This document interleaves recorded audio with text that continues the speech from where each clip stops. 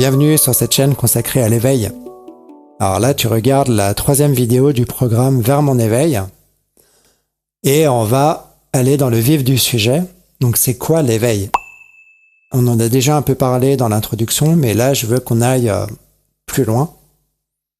Donc l'éveil, c'est un état modifié de conscience, mais un état qui dure dans le temps. Donc pas comme un moment de bien-être passager, ou un moment d'euphorie comme quand tu gagnes au loto, tu vois. C'est pas non plus un état d'amour fusionnel, comme on le connaît, ni la sensation d'être connecté avec Dieu ou à l'univers, ou même à l'amour inconditionnel plus largement. Donc en fait, on se sent ni bien ni mal dans l'état d'éveil. Méfie-toi si tu crois être éveillé juste parce que tu vis une ouverture spirituelle, hein, c'est pas ça. Non, l'éveil c'est une présence à soi plus neutre, plus lucide, plus calme, plus claire. Donc concrètement, une personne éveillée voit le monde exactement comme il est, c'est-à-dire impermanent, il change tout le temps, et conditionné. Donc il voit les liens de cause à effet dans toute chose. Ça lui permet de comprendre pourquoi il y a autant de souffrance d'ailleurs, et ça lui permet surtout de faire des choix qui sont plus justes. Donc cette personne s'arrête de s'attacher à ce qui la fait souffrir, et du coup tout ce qui est négatif arrête de produire des effets. Voilà, il n'y a plus de schéma, de galère, ou des émotions qu'on n'arrive plus à gérer, comme la colère, la jalousie, l'aversion, la frustration. Tout ça finit par s'arrêter. Parce que la personne qui s'éveille ne met plus de pièces dans la machine, dans la roue du karma. Là. Elle arrête d'agir en fonction de son intérêt personnel aussi, parce qu'elle est plus contrôlée par son ego. Donc elle fait plus ceci pour l'argent et elle fait plus cela parce qu'elle veut réussir ou prouver quelque chose. Elle arrête d'agir en fonction de la peur, de l'envie ou d'une blessure. En fait, une personne éveillée se met spontanément au service des autres, du vivant.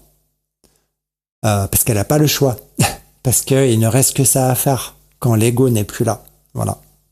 Réfléchis à ça. Et réfléchis, tu fais les choses pourquoi, tu vois, observe, analyse. Mais alors, comment on s'éveille? Il n'y a pas de chemin, pas de quête.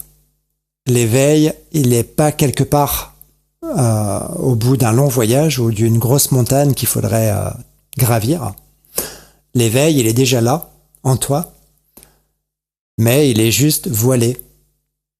Donc voilé par des tas de choses, hein. L'agitation du mental, les émotions négatives, la routine, la société qui nous conditionne, nos croyances, nos concepts, et surtout par cette identification donc, qui est très ancrée en nous, un moi, quelque chose d'unique, de singulier, de séparé.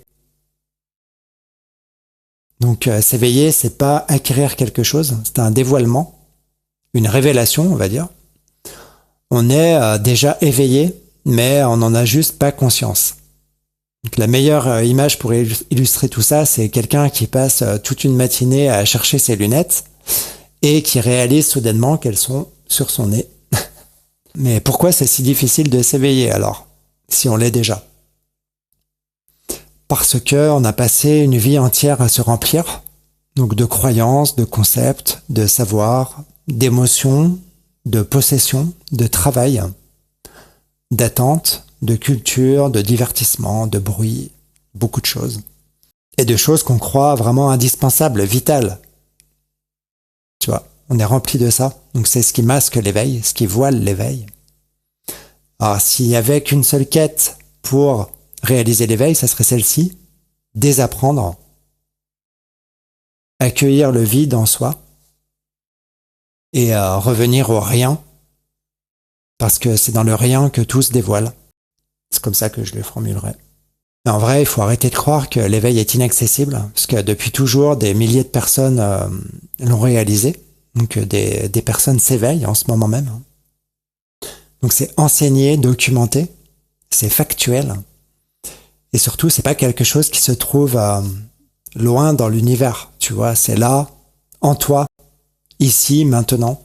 Alors si autant d'êtres humains y sont arrivés, Pourquoi pas toi? Bon, après, soyons honnêtes, ça demande du travail. Beaucoup de rigueur, une vraie volonté de regarder à l'intérieur, ce qu'on ne fait jamais, pour voir ce qui s'y passe. Donc ça demande un niveau de conscience qu'on construit pas en un week-end. Hein. Et personne d'autre que toi ne va t'éveiller, donc c'est à toi de faire le travail. Il n'y a pas de baguette magique. Hein. Sinon, il n'y aurait pas autant de gens qui souffrent et d'enfants qui meurent de faim. Donc faut être réaliste et observer le monde, comment il fonctionne. Et quand je te parle de travail, ça veut dire remettre en question tes croyances, tes certitudes, tes concepts. Traquer tous les moments où tu ne vis pas en conscience, où tu es identifié à ton moi, à ta blessure, à ton émotion, à ta pulsion. Bref, tout ce qui encombre le passage, ça doit être débarrassé, en conscience. Allez, dans la prochaine vidéo, on va parler des prémices de l'éveil. Oublie pas de t'abonner. Om Gate, Gate, Para Gate, Parasam Gate, Bodhisvaha.